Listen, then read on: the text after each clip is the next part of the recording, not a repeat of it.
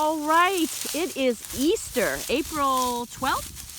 I think April 12th. And Teresa and Emma are here to check on their seeds and see if anything has come up and do some watering.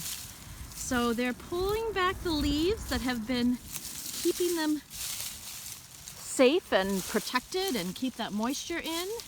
And they've got some water. Do you see any sprouts coming up yet? No sprouts yet. No? Okay.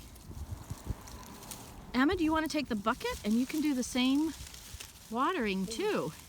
And the idea with the watering is to keep that soil moist and to keep those seeds moist so that they have the best likelihood to germinate.